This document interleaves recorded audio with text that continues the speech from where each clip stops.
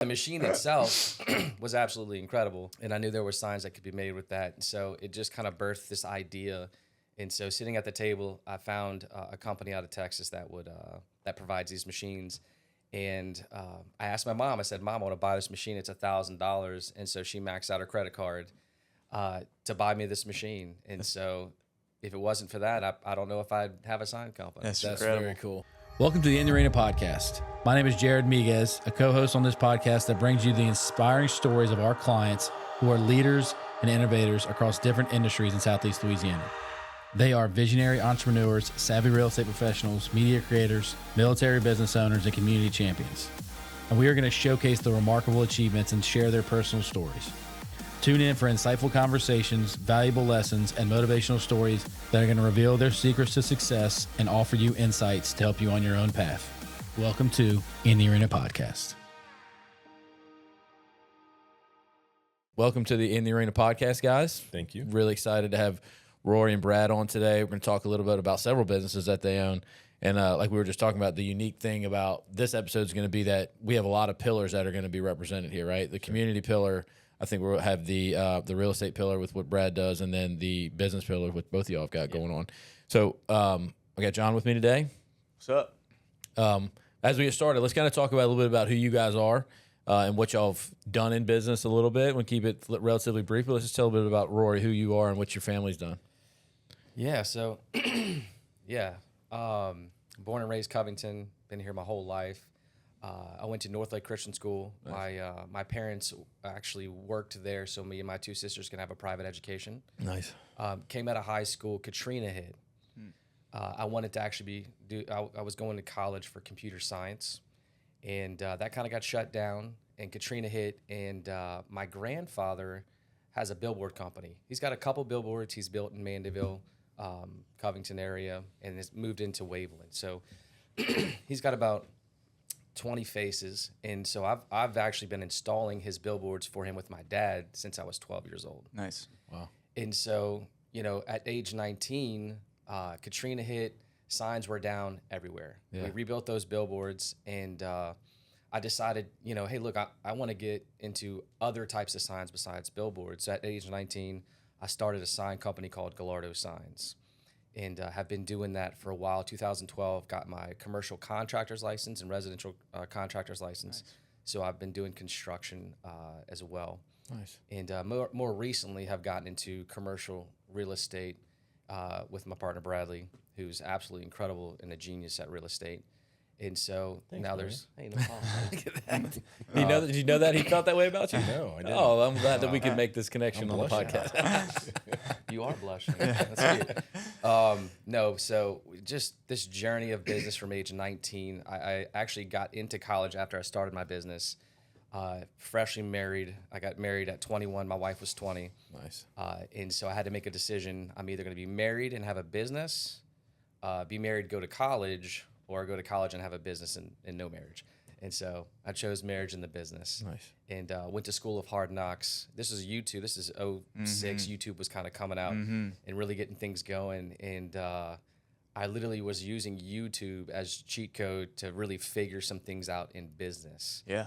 And so In 2001, you said? 2006. 2006. Okay, man. So the YouTube University has been around for that long. Well, it was very limited back then, but yes, it got me through a lot of things that people were like, "How did you figure that out?" And I'm like, "Man, I just figured it out." You know? Yeah. I didn't want to tell them the cheat code. Yeah, but, right. They all figured it out anyway. The cat's out of the bag with that now, by the way. Yeah, it is. It is. So, but yeah, that's kind of been our journey up to present time. Still have the sign company. We have a contract with Restore Louisiana on the construction side, with the construction company, just redoing houses, and just doing real estate and just having a great time. Been building for so long and starting to see all these dreams, kind of start to be birthed and move forward. So super excited about that. Just giving people a scope. How many employees do you have in the Gallardo Signs business? The Gallardo Signs business, we have about 13 employees. Okay.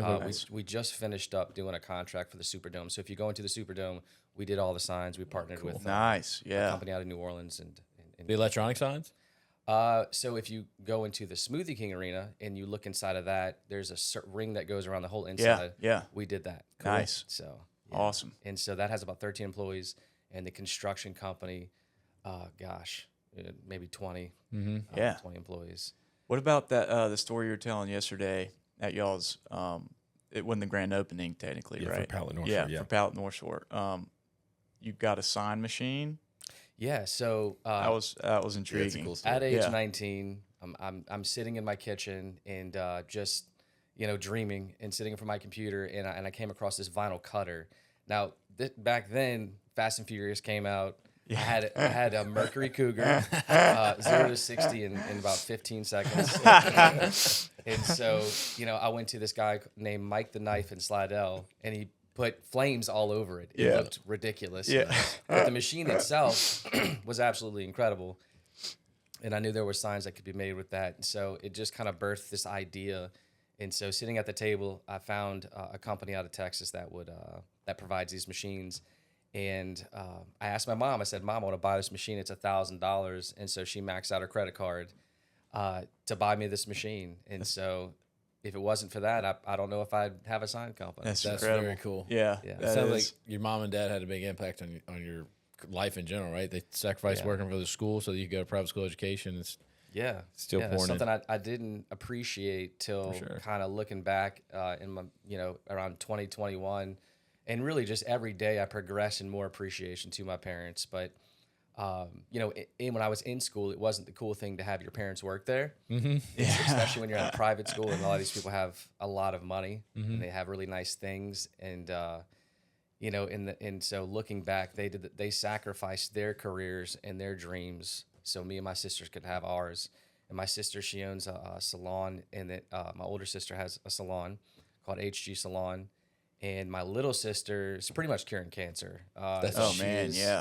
She's been flying around the country for a while, and I think she actually moved from that job to something a little bit more home-based because of having kids. But we're living out our dreams because of our parents' sacrifice. That's incredible. I tell people that all the time. Like my family gave me such a head start in my life. It's just 100% my responsibility now to take that from where I received the baton and move forward with my life, and then teach my kids the same ideas. Like, we're going to put you in a position, be a head start of where I was and most people in the world. Now it's your job to continue that moving forward. So I read something pretty interesting the other day, and it said, in so many words, a lot, the default kind of mentality is, we want to make our parents proud. And that is true by all means, to a degree. But he was like, but we also need to make sure that we're balancing or shifting a portion of that focus.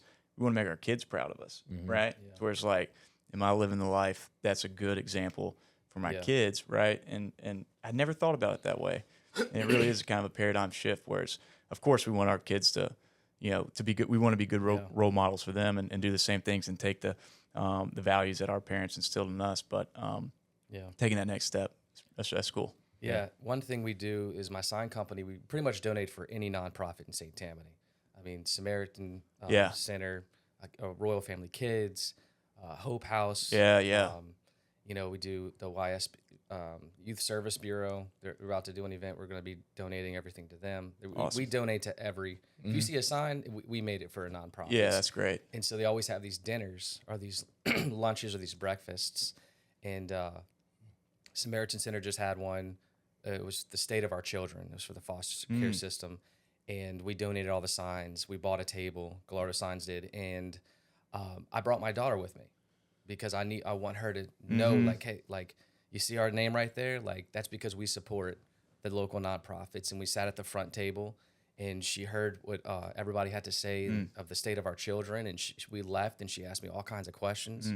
And so, I've always tried to figure out, like, how to get my kids involved in this. And so really partnering with nonprofits and bringing my children to these opportunities to understand deeper what the community needs and how to partner with with needy people, or needy children, and just and so that's where I've specifically found out how to get my kids involved. Yeah, that's great. I try not to post too much on Facebook because I don't want people, it's like, oh, look what we're doing. Yeah.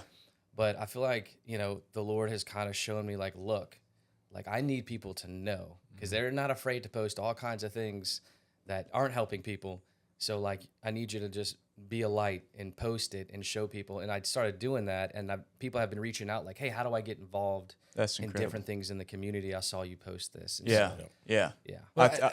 Good. Well, I mean, I understand where you come from that first kind of hesitation, because it's like, it would be quick. Maybe some people might think, oh, he's not altruistic if he's bragging about it, right? Type of stuff. And it's not. That isn't what it is. That's a great perspective to put on it in terms of you're shedding light on things that are most important in realms that are very loud otherwise, and it can easy to miss that. I like that. Yeah, and supporting the local community and I think that the support that you give and where people can see your logo and the things that you're giving back to shows the types of groups that you believe in and values that you align with. You're not giving money to groups that you don't necessarily align with from a value standpoint. So it just shows who you are without having to. One of our partners always says, "Speak the gospel daily, but when necessary, use words." And the key behind that is just live your values. And by promoting and supporting these things, you're letting people know who you are without having to shout from the rooftops that I'm a good person, this is stuff what I do. Yeah. And so I think it's a good thing to show that you are supporting these communities. It brings light to who they are, and people who respect you for who you are will look at those other groups and say, okay, I can get behind that group too because Rory did. So I think it's a good thing to let people know who you're supporting, because people who support you will support them. Yeah. Are you as cool as he is? No, He's cooler. he's way cooler. No, this is a good story. Yeah. So, Brad, tell us about you and your family. I know y'all are y'all have big impact on St. Tammany Parish too. I've met your parents now. I've met your brother, and I know y'all do business together. So, tell us about what you got going on. Yeah, well, I mean, if you just talk about, baseball and basketball youth, I think my parents officially supported the entirety of Pelican Parks just from their kids. Oldest is 7. My dad was an oil field guy. Started as a roughneck and just worked his way up. So they got married coming right out of college, had 7 kids. I'm the oldest, and working at Sterling Properties now doing commercial real estate. Brought on my brother Daniel last year, which has been fun, watching him grow and learn that industry and come into his own. So I actually have his 1-year review with him on Friday. So You get to do the review? That'll be fun, yeah. That's awesome. Yeah. That's fun. So he's done well. What's really cool about it is like you have conversations, and he doesn't know this yet. This will be stuff I share with him on Friday, but you have conversations with clients that are calling you and telling you what a great job he's doing, which is cool. So, yeah. Yeah, we've had good conversations. I think the cool part about commercial real estate is you get to know so much about the business itself. Oh, yeah. We had a conversation with Justin Greenleaf, which I know he's partnering with you guys on y'all's new business. Yep. And when we talked about it, if you do a really great job especially as a commercial real estate agent, you have to really get to know the business, because you have to find the location that's going to really showcase who they are. Right? If everybody's on the in the same cookie cutter white box building and it all looks the same, then it's hard for somebody to be unique. That's why we're so passionate about what we did here, and why we praise Justin so much, because he took our vision of what we wanted and made it a reality. So when you walk in the office, you have a great representation of who we are. Right. From a commercial real estate agent, you not only get to evaluate the books to make sure that somebody can afford things and know where they're at, but also get a picture of the company's culture to be able to find the right spot for them. Well, it's interesting. So I was sitting outside the building before walking in here having a conversation with a client of ours that wants to open up a sports and entertainment space, right? And so like I'm asking him, I need you to build me a pitch deck, because I need to be able to share what your vision is with property owners so that they can go, that's a good partner for my center. So the conversations we have on a commercial real estate standpoint are like really unique to each client, but it is, to your point, it's like much more in depth. You've really got to get to know who the client is, what their vision is, unless it is a Cane's fast food restaurant and it's like, it's always the same thing. Yeah. But from a sole proprietor entrepreneurship standpoint, startup standpoint, like all those things are really, really unique. So you end up getting, sometimes in the driver's seat, but usually in the passenger seat, and helping them formulate their thoughts and vision around what their business is going to look like. And the commercial real estate aspect of it, like where their location is such a huge component to that. Yeah. Either fulfilling that vision or creating that vision. So it's fun. It's a lot of fun. Good point. The word create, because I mean, you have to succeed in that type of business. You have to have a creative, something innate, and that intrigues you to do it to begin with, and then actually capitalize on the the project with that Yeah. specific person. That's a cool. And way I to- look when with my clients, and then also just with us with the project we're in the middle of right now at 201 Holiday, where Palette Northshore is going in. I take a very entrepreneurial approach, with visionary type approach with all my clients. I mean, it's a lot of discovery questions the first time we have a conversation, a lot of discovery questions throughout the entire process. Like, am I understanding? Am I seeing what you're seeing? Are you seeing what I'm seeing? How can I share my eyes with you as a commercial real estate guy, so that you as the client are seeing what I'm seeing in terms of trends and market values? And so when we started looking at 201 Holiday 18 months ago, I guess early last year, I'd been walking clients through that space. It was 25% occupied. It was an old vacant office building, and it was on the market for a number that was probably a little bit high at the time. And I could not get anybody to see what I saw. And it just, one day it just hit me. It's like, well, if nobody's going to see what you see, like, how much do you really believe in your own vision? Yeah. And so, that was the process that kind of started me down the road of talking to other potential investors and having conversations with some people. Rory was the only one, not to say anything disparaging about some of the other investors I had spoken to, because I think I would love to, partner with them on some deals, but I didn't have a business plan for it. I mean, we're talking about almost fully vacant building, right? Yeah. So you've got to find somebody who is not risk averse that's going to invest with you. Yeah. And so we're having a conversation. We're sitting at Waffle House. The Right story's around the already corner. started. Yeah, it's Everything where was the great. best ideas come. Yeah, absolutely. Conceived. It was, yeah. What did you have? The Grand Slam? I draw. He's a Grand Slam. I draw on napkins whenever we're dreaming about things. Yeah. And then usually it's kind of like prophetic. Like whatever happens on the napkin is kind of like, okay, well, this is It's a step up of a fortune cookie. It's Yeah. yeah. Did you have a little Waffle House. Did you get a little chili on that too from your There was a couple stains on it. Yeah, good. Yeah. That's Apple awesome. started in a garage. Yeah. This started in a Waffle House. That's awesome. Yeah, Not much difference no, to some Yeah. degree. Yeah. So, a little more grease. yeah, we're sitting there having a conversation at Waffle House one morning, and this is right before, we were talking about this downstairs. This is right before we got our lending approved. And we had gone through, I put a lending package together, like full pro forma, expectations, like everything for the building, which is, by the way, something you've got to be doing from an investor, commercial real estate investment standpoint. It's not transactional. Like what we do on the commercial real estate side should be, if you're a client out there listening to this, your agent should be going above and beyond. They're not just showing you property. They're not just walking you through. It's not just transactional.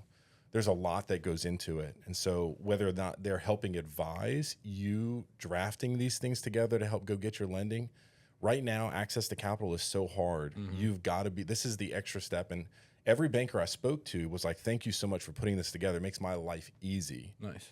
Now, when I take this to committee, like I've got something from you to pitch. I'm not having to pitch it as if like, hey, these guys want to start a business and I think it's a good idea. That's what a commercial lender is doing when they take your loan request to a committee. And so by putting a package together, well, we did that. I got it in front of 8 or 9, 10 banks.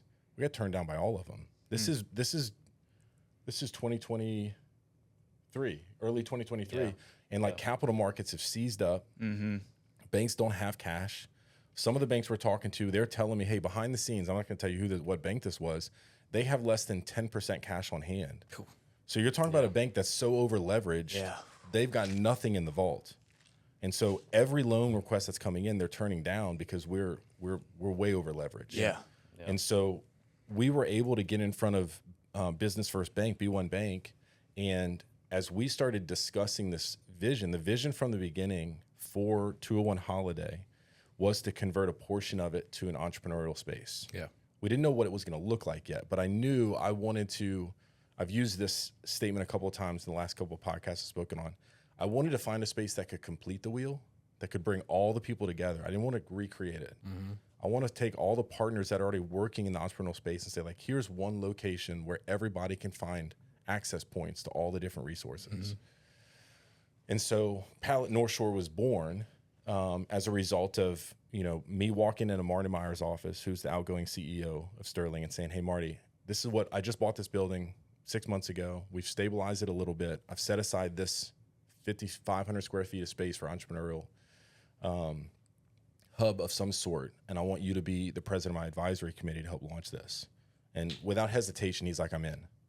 And if you know Marty's background, for 15 years, like this has been his passion for the North Shore. It's like kind of a legacy project for him to drive entrepreneurialism and startup capital and that kind of stuff to the North Shore, because it kind of gets lost in that 24-mile span from here to New Orleans. Yeah. And so he's like, and by the way, there's a girl that I've been talking to, Catherine Hover, who has a co-working space in New York, is from here and wants to open a co-working space here. Like, let's put us all together and let's see if we can like mesh these visions together. And we did. Yeah. And so last night was our first event for Palette Northshore. So Rory, myself, Catherine, and Marty have come together as co-founders to launch this entrepreneurial hub called Palette. And it's like really, really cool to see this thing come to life. That was, the result of 18 months ago. We're sitting there. What'd you say downstairs about the banks? Oh, yeah. The banks were literally like, hey, look, this is not going to work out. Like, we got turned down by so many of them. Yeah, they were literally saying, office space is dead. This building needs to be fully gutted. It looked like it just was frozen in time, Yeah. And so being a contractor, like one thing you have to have if you're going to get into real estate is creativity and can see the vision. Yeah. If you can't see the vision and you can't be creative, don't get into real estate. So one of my other properties I bought for around $430,000. It was 7,500 square feet, and real estate's based off square footages, and so I was able to make the interior 2 stories in the very front of the building, which added about almost 1,900 square feet. Wow. And then I added another 1,250 square feet over the edge. It came out to like 11,000, right around 11,000 square feet. And so, we did a reappraisal, it appraised at, $930,000. And so it just doubled in price. So, it's really about creating, being creative with figuring out how to make properties work. Yeah. Finding opportunities within for sure. Within something that maybe the other people can't see. Yeah. It couldn't see. I mean, the building we bought, you really couldn't see. You couldn't see. It wasn't there. Yeah. I mean, that's what creating is, right? I mean, you're putting something that did not exist in place. Yeah, there's been a lot of people who've driven past that building now, because there's a neighborhood behind it. It's right behind Aldi and next to Planet Fitness. So people drove by it all the time. And I can't tell you how many people are like, man, I didn't even realize there was a building there. It just became like part of the landscape. Yeah. But what you mentioned downstairs, and I had forgot about this, like we had been turned down by so many banks, and that has some of that access to capital is still really tight. So I'm sure people are dealing with this still. But he looked at me and he goes, are we missing something? Like, do the banks know something that we don't know? Yeah. And it was this moment of like, this moment of second guessing, and you just pause for a second and you just reevaluate. Like, let's run through everything again. Like, this is where the numbers are. This is what the vision is. Are we missing something, or are they missing something? Yeah. And you're talking about banks who run numbers, and so we actually put our money on ourselves. Yeah. And we said, look, it was fun. We can't make this not this. There's no way we have designed this vision and it not work. He made the performas, which was incredible. I mean, without the performers, I mean, you really don't know what you're doing, but his performers worked. My construction costs, trying to figure out how can we be creative with this building to make it beautiful, because you couldn't see it. It was full of landscape. The top, it's in, there's a roofing section that's probably about 8 foot tall that was pink, right? And then you had this brown brick from the 85. And so it was like, okay, how can we like immediately infuse cash to get people to appreciate the building without, not having any money. Right. Because we the way we got creative on how we got the building, and we put some money down on it, did an owner finance setup. So we're basically like, look, you want 2.1 million? I'll give you 1.1 million. Right. It's been vacant. Right. Yeah, there was one bank in the mix that came back initially that was like, we'll do it for 10%. I'm like, I'm not doing 10% interest. So I went to the owner. I said, this is the only way this can work. It's like, here's my price. Here's our interest. And by the way, I'll just mention this. Like the guy who sold us the building was Joe Yeager, who just passed away. So condolences to his family. But he was willing to like take that risk with us. Wow, He's like, I know your name in the market. I trust that what you're saying you're going to be able to do, and building's not going to kick back to me. And like, you know what? If it does, like, okay, I'll deal with it then. Yeah. So he was willing to do that for us, which was really great. Did y'all talk about the vision for the business? Did he believe in that too? We didn't get too deep into the weeds of believed that. in you guys. It was more about, like, I know Bradley's name in the market. I know his capacity to understand real estate. So if he's saying he can do this, I'm going to trust that they can. Let me ask you that question. I mean, how much of presenting an idea to the banks and to the people, investors, or the team that y'all have, how much of that was not only casting the vision for yourself, but also casting the vision or proving yourself, or like giving or showing them who you are, so that they believed in you in general? Yeah, that is the process. I would say doing something like we did, like this is a startup, right? It's like every time you cast the vision, you reevaluate it for yourself, and it gets a little bit sharper and sharper. Revision, yeah. But it's a both and. I mean, it's you've got to develop a really strong vision, and at some point down the road, you're going to come to a realization within yourself that, like, I can do this and I am doing this. Yeah. And like, that's it. Yeah. Self-actualize. I'm burning the ships. Yeah. And we're not going back. Yeah. And so you can either join me, which is what he was like, I'm in. He's like, so we're sitting there at Waffle House, and I hang up the phone with one of the investor groups, and I was just starting to get frustrated. It's like, I've given you what I've given to the banks. I've given you everything, and you keep asking more and more questions. And he goes, let's just do it us. Like, we don't need them. Yeah. And I'm like, okay, now you're stretching me here, right? Because now I've got to get the wife to say, just empty the bank accounts and let's do this. Yeah. And so there was a stressful 6-month period, because I would never suggest a client do this. But when we closed on the building, the anchor tenant that we now have in the building was still just in negotiation. Yeah. And I trusted that where they were and where I was, and if they walked away, I think we could have been okay. We could have backfilled it. But there was a 3-month period where we owned it and had debt on it, and we're still negotiating, like, the anchor that was going to stabilize the asset. And there was some stressful conversations at home. I don't know about you, but certainly for me. Well, let me ask you this question. I mean, from you sound like you've been an entrepreneur since you were a young guy, but this is the first business that you've started, right?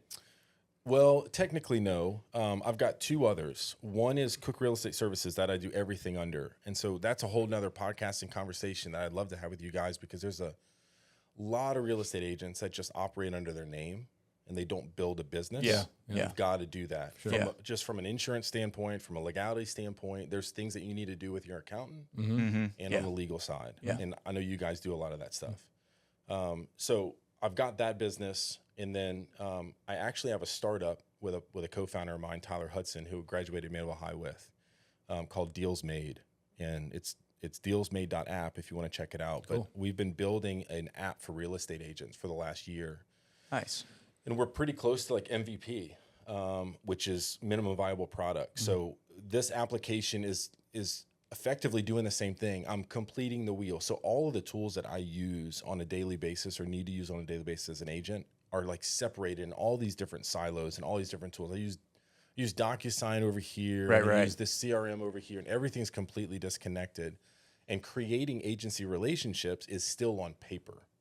So when I want to do a listing with you to sell your property, I've got to go sit down, pull up Word. I've got to create this document. Yeah. And this is on the commercial side mostly, right? No, this will be both, because Okay. the workflow is the same. Yeah. to some degree. Right. So the Deals Made application, I'm really excited about this, because once we get this MVP out, we're going to be launching a crowdsource type way that you can actually, as a real estate agent, buy into the app and have access to the process of us building it and get some equity on the purchase of the app. So if you pay up front, the way we're going to do crowdsourcing, help raise some money to get this app, like, completed out to market is, and we haven't finalized our numbers yet, but you'll go and you'll pay a certain amount that'll give you your first year membership. It's a membership-based application. And then you're going to get a couple shares with that. So, like, if this thing takes off, Nice. cool, you get paid back. Thank you for being a co-founding member and believing in us. So we're going to launch that crowdsourcing thing, I think, the end of this year, first thing next year, once that MVP is done.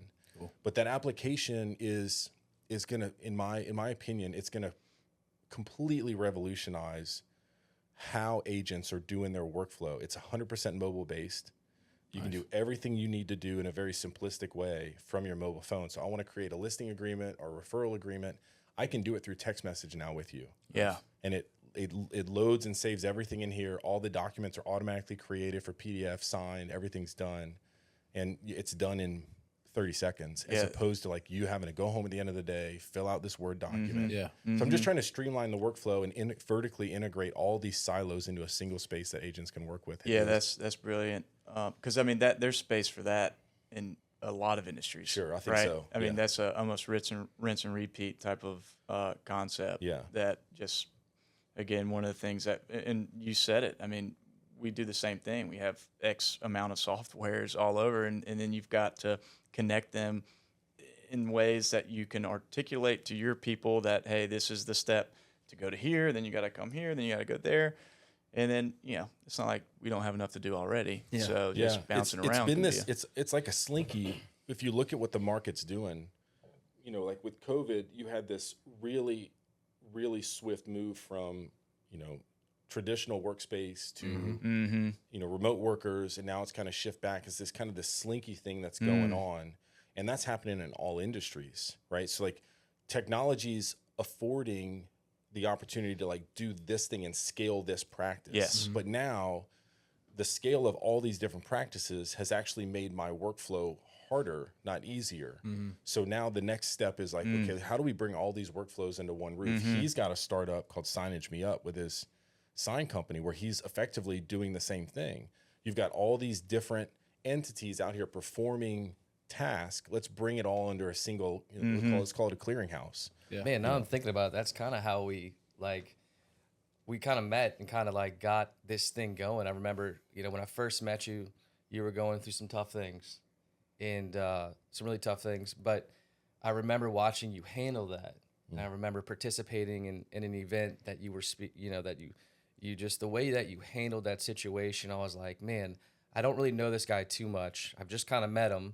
And I remember being like, this guy is an incredible guy. Yeah. And we just got to know each other, and our startups, signagemeup.com and his deals made, we would communicate, and then we kind of realized like, man, we're very similar. Yeah. We're both driven, we're dreamers, we're aligned and we're in industry. And so it was really just a really unique opportunity to partner with somebody that is basically me with way more intellect. Yeah. But, and so it just kind of progressed. And I remember being like, hey, I got some cash. Like, if you find any good real estate. And so that's when, he was so, look what I have in store for you. Yeah. 201 holiday, baby. Yes. Well, let me ask you this. I mean, from a business standpoint, though, I mean, we've talked about a lot of different things you have your hands in.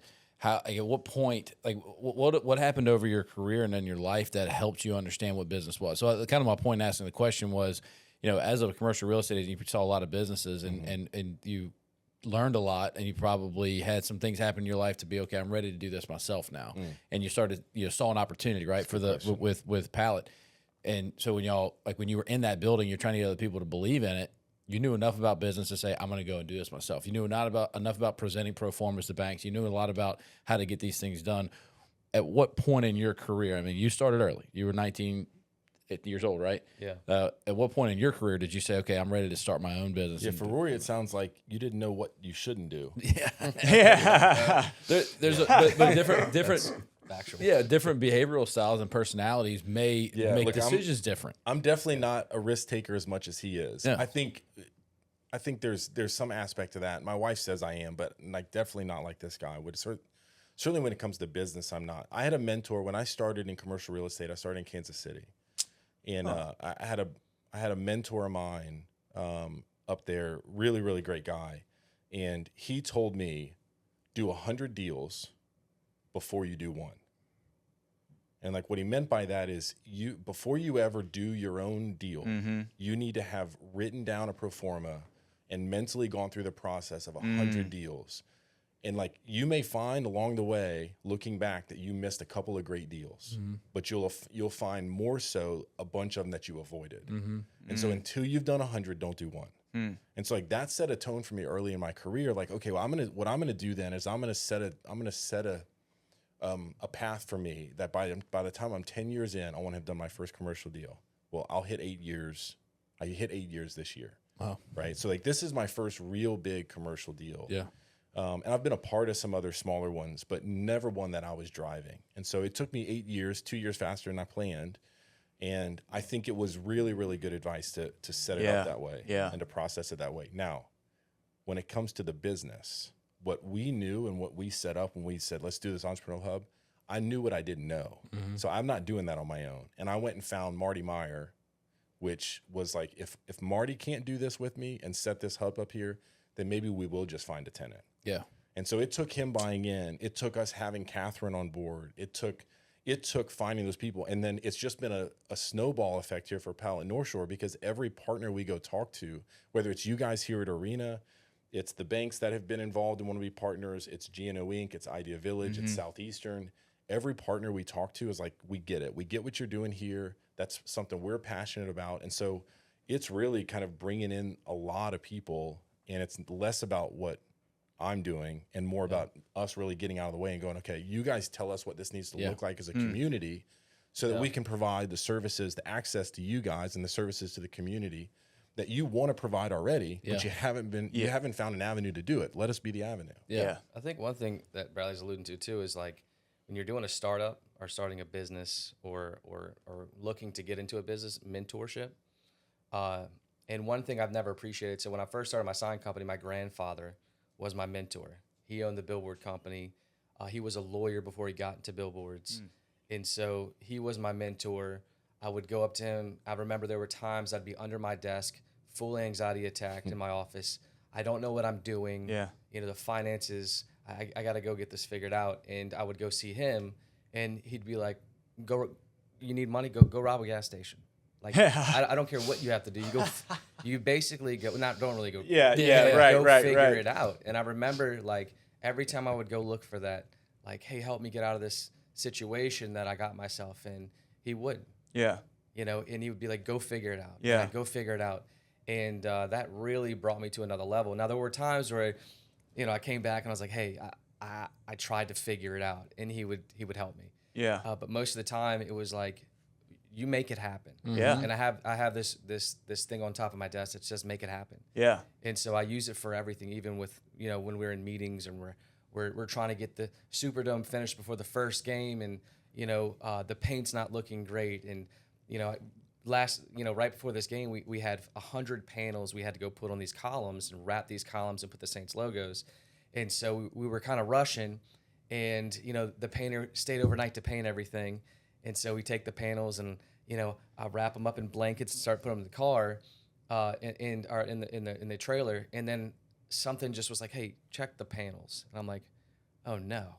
And so I moved the blanket of the first one, and it's got blanket marks across the whole thing. Oh, man. And so now I had to take 100 panels back out of the trailer, get them set back up in the paint booth, sand everything back down.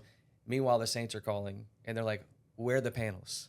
You're supposed to be here. Yeah. And, you know, it was just a make it happen moment. We didn't have there was no like, well, the panels got messed up. We're not going to actually be able to have it done. It was make it happen. Right. And so like make it happen attitude is the attitude that has brought me from, like, even in my mistakes, you know, even in starting things before I should have, you know. And my grandfather will say this. He'll say, just take the next step. Don't skip a step. Yeah. Every time I skip a step, I trip on the stairs. Yeah. And he's like, he'll tell me, you skipped a step, didn't you? I was like, I skipped a step. Yeah. You know? And so, you know, mentorship in business is probably one of the most important things in business. And what I'm learning now is which was something my grandfather told me. He said, don't do partnerships because they'll just let you down. And so I never really, I understood partnership from a place of like somebody just gives you money. Mm-hmm. Right. You know, and I'm like, that's a partner. And I've had people that want to partner in some of my businesses, and they just want to put money. Here's the check. Even in signage me-ups, somebody's like, hey, I want to be a part of this. And I'm like, man, it's really about what you could bring to the table. Yeah. Mm-hmm. And so in Palette, you know, I said this last night at the event was, you know, we had all these important people here, parish president, St. Tammany Corporation, Oshner. Like, if I would have called them, I probably wouldn't got to pass the secretary. You know, and so, but when Marty calls them, or Bradley calls them, or Catherine makes a call, you know, it's like everybody brings to the table a unique proposition in with people. and who they have in their lives that they can pick up the phone and make a phone call to. And so by the time we all made our calls collectively in this partnership, we had everybody there, and everybody believed in it because they believed in all the partners. And so last night, I invited this couple that have 2 businesses to come to it, and then after the partner shared our stories, they immediately signed up. Yeah. They said, after the stories, I bought in. I'm in. I don't even know exactly what this looks like, but because of you guys, I'm bought in. Yeah. That's a great example, just almost a microcosmic example of making the wheel whole. I mean, like, that's what we talk about a good bit with us in our partnership, and the 4 of us, how we always look at the disc wheel, which is a wheel, right? The circular thing. We're all in the different quadrants of it, and we make up together a collective whole, right? That I can't do the things he does, right? Vice versa. With our other 2 partners, works the same way. But it's a perfect real life example of how completing a wheel, and then you can get things done with a positive attitude. I don't know. That's fantastic. You mentioned earlier, and this resonated pretty well, and you spoke about it in the context of commercial real estate and how it's not just transactional, right? I was listening to something Nick Saban said the other day. He was talking about transactional leadership versus transformational leadership, right? And so that was just like, holy cow, it's exactly what y'all are just talking about right now, right? This isn't just a transactional thing. The person who gives you the check, that's a transactional partner, right? And what kind of leader do you get out of that? Not to disparage or talk badly about anyone who's willing to, invest, but nonetheless, that's transactional. You want transformational. That's right. Yeah, that's awesome. That's awesome. And that speaks into St. Tammany Parish really, really well. Yeah, because for the last couple of administrations, this is not any one person's particular fault. This is the collective coming together, and like the result is a transactional type of leadership across the board. And that's a result of not having vision. Yeah. Right? You don't have transformation without vision. Yeah. And so I think that's what, we were talking before the podcast started, like, you guys kind of built this podcast with this idea of being able to help transform St. Tammany, to bring business together, community together, military together, like all these different people that are part of as a pun, the palette of the North Shore. And so you've got all these different flavors. If you're gonna transact, nothing's really going to change in terms of the trajectory of what you're creating. Right. If you're visionaries, now you can transform because you have a direction you're going. And it doesn't mean that you cast vision and that's exactly where you go. You might change directions along the way. Without doubt. But you've got to have people that know how to cast vision and pursue that vision to a completion to some degree. Yeah. Or you're just going to be stuck in transactions. And economic development, which I'm involved in a lot of those quote unquote transactions in commercial real estate, right, which are just big deals that are happening on the North Shore. And if you're doing a commercial real estate deal and it's just an isolated deal, I'm actually speaking with Neighbor at their economic forum in a couple of weeks. And this is one of the things I'm going to talk about to those real estate agents, both residential and commercial. If you're only connecting your deal to the buyer and the seller, it's transactional. If you're connecting with people that have spheres of influence that touch the points of contact, now you're talking about transformation. And so like if you're doing a commercial deal and you don't know how your commercial deal fits into the ecosystem of the businesses around it or the community as a whole, then you're a transactional agent, right? Yeah. So my hope in what I'm going to be talking to those guys about is become a I'm going to use this, like become a transformational, become a visionary. Yeah. Is the word that I'm going to use. So it's like you've got to be thinking bigger, and you need to be connecting with your officials, your elected officials. You need to be connecting with planning and zoning. You need to know who the owners are at buildings next door. You need to have an idea of what Louisiana Economic Development wants to do, or Department of Transportation is talking about, or like what's the vision of what's happening at this intersection that you're doing a quote unquote transaction at. It's super important. Yeah, that's a great, because then you're opening your purview to a set of knowledge and understanding that you have to have that type of knowledge to succeed in what you're doing. The transactional thing is almost like it can be very reactionary and not proactive, right? And what y'all are putting in place is obviously extraordinarily proactive. One of the things we talk about, and I'll let you hop in, but we say, okay, we start with a vision, but what's equally as important, if not more important, and you touched on this, or both of y'all did, is revision, right? And so it's easy to, oh, this is my vision. I start off, oh, well, I didn't hit that exact thing, and now I can feel dejected, or maybe I failed, right? Well, really, you didn't fail in not achieving that. What you might have failed in doing is not resetting and revising what it is you were looking at and looking to achieve based on a variety of things that might have changed. Yeah, I told Marty, we did a podcast a week or two ago with Tim Williamson, who was one of the founders with Idea Village and has founded New Society in New Orleans. And I don't think I said this on the podcast. It may have been after. But I said, you know, when you look back in life, something you think is your greatest success today, maybe your smallest success on a long enough timeline. And so, like, you should be growing in your capacity to accomplish what you're accomplishing in life. And if you're not learning from your failures and you're not learning from your successes, like, you're just gonna be stuck here. Yeah. And so revisioning is super important. Yeah. Well, I think and everything we've kind of talked about, it goes back to a level of humility that you have to have if you're going to be a business owner. You got to have the humility to look at yourself and think, I got to grow. But the second thing is, if you do it with partners, right, and you've got to have humility and self-awareness to know that you have people on your team that have gifts and talents that you don't, and that you play an integral part in that. You got to have the humility to say, I'm not going to be able to do this without having somebody else. But I'm only going to go so far without having the team that I have with me. And we talk a lot about that in order for 4 people like we have to work well together, we all have to have humility. We all have to see everybody's value for what it is and your gifts and talents and weaknesses for what they are. Yeah. And, if you, it's very apparent if you lack humility, and then you can see like a lot of reasons why people hit glass ceilings, but most of the time you're going to revert back to the greatest skill you have, or the level of awareness you have about yourself, or the team that you have around you. And we've seen it often where, somebody who perceived to be a leader when things are going great always revert back to their level and their ceiling of humility and self-awareness and the team they have around them whenever they have something hard happen to them. And so whenever you understand your value and your gift and the people around you, you really can go so much farther. And having the ability to look and see when you need to realign your value or reset your vision for where you're going, and being able to see the people not only on your team that are around you that can support you, but the businesses around you. But, from a basic business standpoint, we talk a lot about this a lot too, is being able to identify who your ideal client is and, what your goals are for your company, and realigning that on a quarterly and annual basis to be able to figure out where you're going.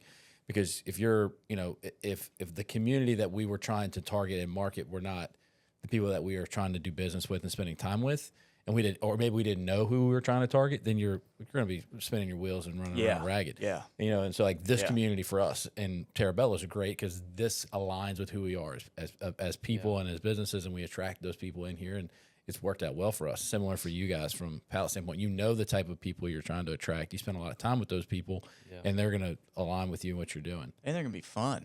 Yeah. It's going to be so much fun. Yeah. I mean, really, dude. Walking through there, and we're talking about walking through a place that is, I honestly did not know what to expect. I walked in, the last time I walked into that building, it looked the same, and that was when we were potentially looking at other office space, like when we were leaving that first spot upstairs.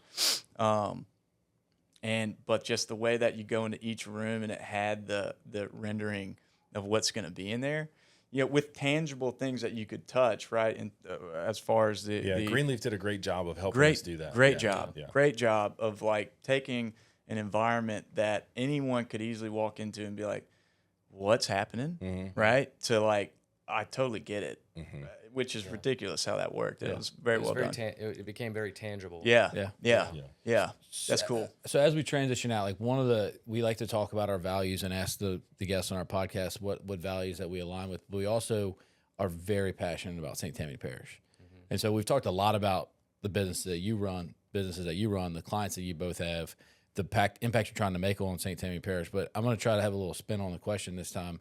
And, to talk about how valuable the resources and people in St. Tammany Parish are that we have around us. And we've talked about so many outside people in this conversation that have supported us, like Justin Greenleaf and all the government officials that are pouring into you, and Startup Northshore. So, like, you can blanket this, like, what does the North Shore mean to you guys? What legacy do you want to leave on the North Shore, and how valuable are the resources that we have here? Y'all can take any of that any way you want. Yeah. Man, I was born in Covington. I was born at I was birthed at St. Tammany Hospital. I've never really valued community till I understood what the nonprofits were doing. And because it's kind of like that, like swept under the rugs. We don't want to talk about all that. And so for me, once you begin to tap into the needs of the community, and how you can partner in that, like I think that is really the first step. And so me and Bradley made this comment last night. We're like, they're like, hey man, we should like, or you said it, like, man, we should run for parish president. City council, parish council. Something like political. And we're like, what if we just did it together? One can. Both became like one can. Batman like, and Robin. It's like, look, we do things together. So, we're running for governor. Watch out, Lindsay. The Step Brothers deal, like Ellen Bush and tuxedo. Exactly. And so, but the conversation was during that conversation was like, we really need to think different. Like, we can't keep thinking the same way, and then the progress is too slow. And so when I think about St. Tammany and where we need to go, like even did St. Tammany leadership. I just graduated class of 2024, best class ever. But what was so incredible about it is the fact that it taught so much about our community and what its needs and where it's at and why it's at where it's at. And man, just thinking from a visionary perspective, it's just so clunky. It just seems like, in our infrastructure, we were talking about roads, and he's like, we have a plan for that. I'm like, great. When's it going to happen? He's like, oh, no, we can't. Actually, it's going to take a couple years to get it approved. And then, we have to let the Corps of Engineers, because because we have the Clean Water Act. And I remember having a conversation with, who's the guy that's like our agricultural commissioner? Strain? Yeah, Strain. And I'm just having a conversation about this infrastructure problem. And he's like, we can't dredge any of the rivers. And so the floor of the river, it continues with all the soot to get higher and higher and higher. And so now the water can't really fill what it needs to fill. And so I was just like, why aren't we doing it? Like, it's so crazy. It's not ecosystem thinking. That's Everybody's thinking linearly in their own silos. And I'll give you this example. In St. Tammany, off of Highway 21, right there by Target. That's Highway 21, right? There's like a 22, 21. Anyway, there's two Targets now, but we'll go. There's one right here on 21. Okay, so right there on the interstate, people kept getting in accidents. And then eventually, people begin to die. In the last accident, I remember, seeing a guy hanging out of his window burning alive. And it was like, this is ridiculous. Like, what is it going to... This is what has to happen for us to make a change. And all of a sudden, signs came out. We're widening the interstate. You know? And look, maybe that's coincidental. I don't know. I make signs. I build things. I don't know all the politics behind everything. But, like, what has to happen for us to like, how many houses have to flood? How many, bad things have to happen for, like, I know we wanted to not touch any of that, but now we have to touch it. It's like, let's just make some moves now and fix this instead of dragging it out. And I don't know what that looks like or if that will ever happen from, so. So the issues in every community, to answer your question, are not unique. Everyone has them. Everyone's got challenges. What I think is unique about St. Tammany I've traveled a bunch. I've worked in a bunch of different cities, Nashville, Little Rock, Kansas City. What's unique about this community in terms of, I would say, all of St. Tammany, but certainly I know the Mandeville-Covington side better. We had a little lake house that I grew up going to in Slidell on Carr Drive that my grandma still has, but I know this side better, and I don't think it's much different in Slidell. There's such a concerted effort for community in St. Tammany Parish because the majority of it, the culture of it, was built from people leaving New Orleans and wanting to build community. So, like, this isn't just happenstance that St. Tammany was built upon. Like the very foundation of its culture was built around community. And so most people that are living here want to build a better community. They want all of the things that a good community would have. And as a result, you have entrepreneurs and stay-home moms and soccer dads, like all these people really at the foundational level really all want the same thing. What's become difficult in the last, let's just say 10 years is the communication between all these people when like all of us want the same thing. The question is how we achieve it. And when you don't have visionaries that are helping everybody understand we're all going in the same direction and how we're going to do it is going to be, I just need to make sure that I can explain to you that my how is probably better than what you think. And what's easy for people is everyone has the ability to think. Not everyone has the ability to vision. And that's a difference. Yeah, well put. You can walk through our building, which we encouraged people to do last night. Like, tell us what you think we could do that would be helpful to you.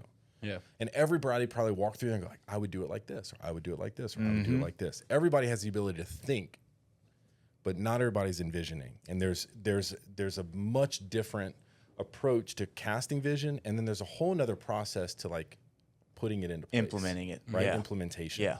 Yeah. And so that is probably the starkest difference between generation gaps, right? And so like, you know, if you come up, and we talked about, you guys did anyway, early in the podcast about like your family and helping support you and get started in yours and mine too. So like there's such a gap just in me being the oldest of 7 kids between watching what my dad did for my first 20 years coming up versus my youngest brother who watched my dad in the last 20 years, right? Yeah. So like my dad, there was months where like I was overhearing my parents talk about finances. Like my dad hadn't talked about finance, not to that degree, right, in 20 years. Yeah. So it's a completely different thing. Like I watched my dad travel all over the world for oil and gas. My younger brothers probably watched my dad play Minesweeper in his office quite a bit. Right? It's, like, it's in a different part of his career, right? And so like I grew up with this idea of like your knuckles are going to be bloody, your hands are going to be calloused, and you're going to have to work for every inch. And if you're not willing to do that, then your vision is just a thought. That's cool. Einstein, he said, and I'll paraphrase this, but this I think taps in well what the contrast between just thinking versus the process of envisioning and carrying that through is, you know, having the idea of a solution is good, but what's even more important, particularly in terms of creative thinking and putting things and implementing things, is identifying not just the idea for the solution, but the problems, right? They're so easy to say, okay, that's the vision over there. Boom, that's my thought.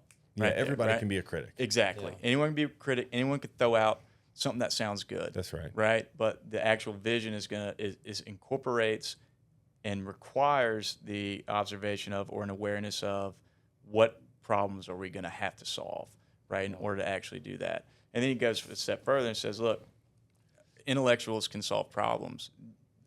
The genius of, that's applied is preventing them from happening. And that kind of taps into what you were saying about, now we're reacting to this bad thing happening, right? We're going to solve this problem. Anyone can get together and put their thoughts together to solve a problem, right? That's right. But preventing it from happening, that's the next level. And I think that marries well with what you're talking about as far as visioning. A verse that I go to a lot when I'm talking to people is Romans 5:3-5. It says, rejoice in your sufferings, because sufferings produce perseverance, perseverance, character, and character, hope. And I think what we miss a lot of times in the idea of rejoicing in sufferings is like what that means is you got to put your face in it. You can't avoid it. Because if you look away from what you're going through because it's too hard, then you're not going to persevere. And if you don't persevere, then the character to overcome is not developed. Yes. The character to overcome is not developed, then that hope or that vision that you had or could have will never be realized. Yeah. So like that's the breakdown of that. And I think that applies to everyone's life in any situation. And he mentioned it earlier and he didn't go into detail about it, but my wife and I had a stillbirth two and a half years ago. Oh, wow. And that was a really, really tough thing to walk through. And she was absolutely incredible. And I only mention that because look, we're having a conversation about business, but all of us have personal lives, and you don't know what people are going through behind the scenes, and so I would say the same type of resolve that you're going to take in your personal life in order to persevere in your marriage, as a parent, all the things that you go through, like you've got to bring that into the business space and say like, I got married. I said I do. I said forever. I'm burning the ships. We cast this vision. We put this money towards it. Like we're going to see this thing happen. And that doesn't mean I'm going to keep throwing good money at bad, right? I've got to keep reevaluating along the way, but I've got to take a concerted effort to look in the mirror and go, why is this not working? If it's not working, how do we make a change?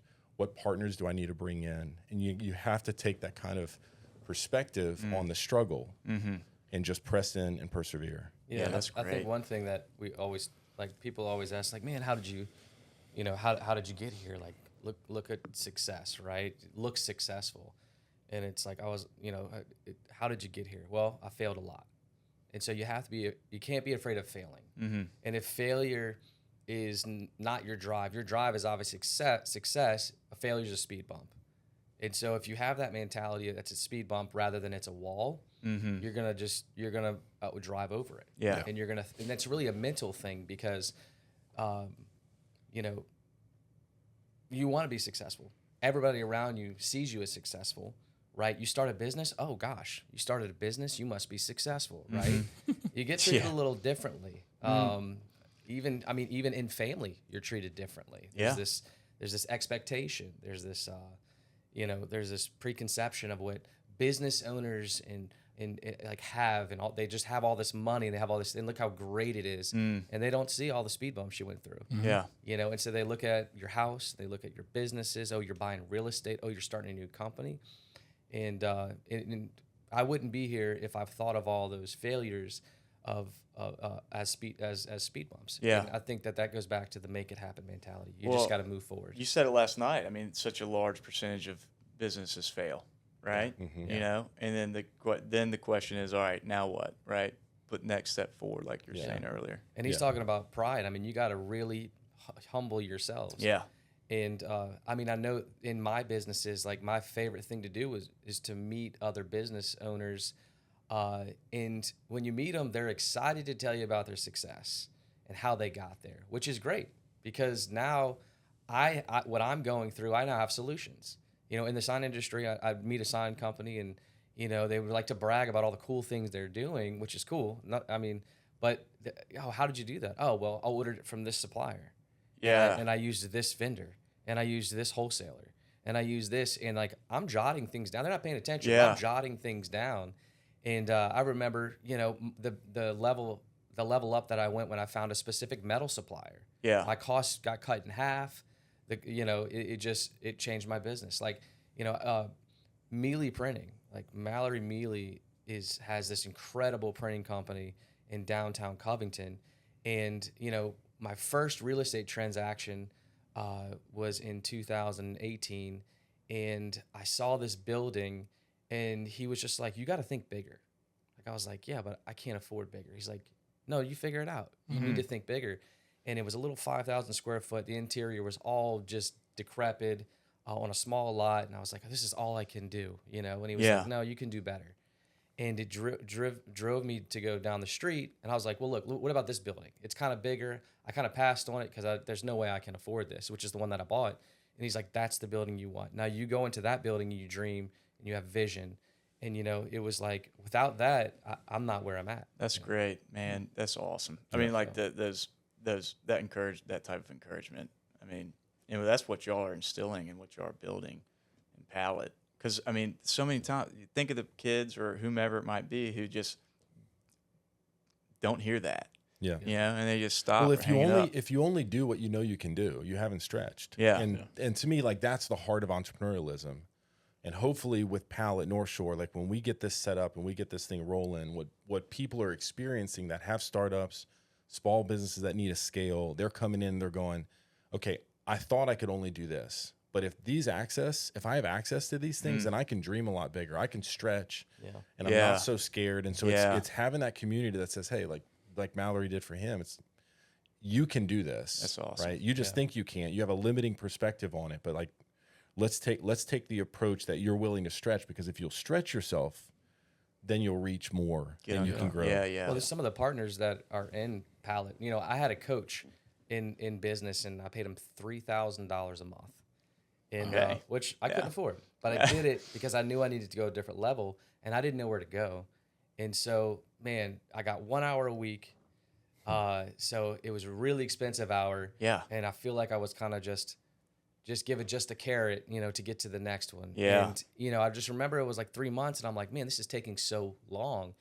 And a lot of the partners in Palette, we had LED, Louisiana Economic Development. Mm-hmm. Her name was Rachel. She was talking last night, and she was so passionate about inserting what she can offer into small businesses.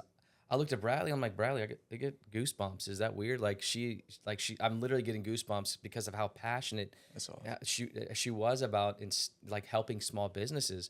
And I'm like, man, I paid $3,000 for a coach who I feel like just gave me the next carrot. Kind of transactional. Right. Very Yeah. transactional. Yeah. And now I'm involved in something called Palette for $168 a month that gives me access to a lady like this who, gave me goosebumps. Yeah, Right. that's And incredible. so That was free too. that was completely Yeah, free. that one first one's free. Yeah. I think the theme of this conversation is humility, which I love the idea. So let's wrap up because we've spent about an hour, and we want to make sure that we respect everybody's time because I know we all got things to do. So if people want to learn more about Palette and what y'all going on, where do they go to find out about that? www.palettenorthshore.com. All the information's there. If you're not ready to become a member, you can always just use that same website, say, click the contact link, and Catherine or myself, somebody will follow up with you, give you details about it. But you can, if you want to be a founding member, and what we're looking for from founding members is people that believe in the community. They're saying like, I believe in the community. I think this is the next step to help our community move forward in developing, businesses and the local culture. And so if you have that kind of cash flow in your business and you want to be a part of that, we'd love to partner with you. That's going to open up conversations too. So like founding members are going to be a part of helping us build the vision. And so those early adopters are a really, really important thing from a startup. We're a startup. Like Palette Northshore is effectively a startup. So we need local partners that believe in the vision. What about you personally? Someone wants to get in touch with Brad personally. Well, so a couple of different ways that you can do that. I mean, you can go to sterlingprop.com, and that's just Sterling Properties if you Google it, and you can find my bio and my access. But you can just email me directly. That's bcook@sterlingprop, STIRLINGPROP.com. Cool. Just email me. Happy to respond and sit down, have a cup of coffee, or talk through any of your needs from a real estate standpoint or even business. Yeah. Awesome. Rory? Yeah. How do they contact you, buddy? So Rory, RORY at gallardosigns.com. You can just email me. I'm there all day. Yeah. It's in my pocket. So Yeah. just shoot me an email. I love, trying to help businesses. And so this is such a perfect fit. And humility is the perfect word for this. I mean, if you're going to grow a business, be humble. Yeah. Like be humbled enough to say like, I don't have it. I don't have all the answers. I need some outside sources. I need a community. I need help. Yeah. And so, man, that's what Palette does. It's a place to go and get help. And I think if, and grow your business. And so if people can get behind that, I think that their businesses will go to the next level and they're going to help other businesses go to the next level. Cool. So, Yeah, that's Well, awesome. Thanks for Appreciate coming you on, guys. guys. Yeah, It was it was great great. conversation. Great Look forward to conversation, sharing indeed. this with everybody. Yep. If you have anything for us, let us know. We'd love to be a part of Palette, and then, Yeah. we love working with Brad, and we sure we'll need a sign or something going Let's on. go. at Oh, some yeah, point. man. So, Yeah. Thanks If for we're up coming to on, him, guys. we'd have Absolutely. signs Thanks, guys. everywhere.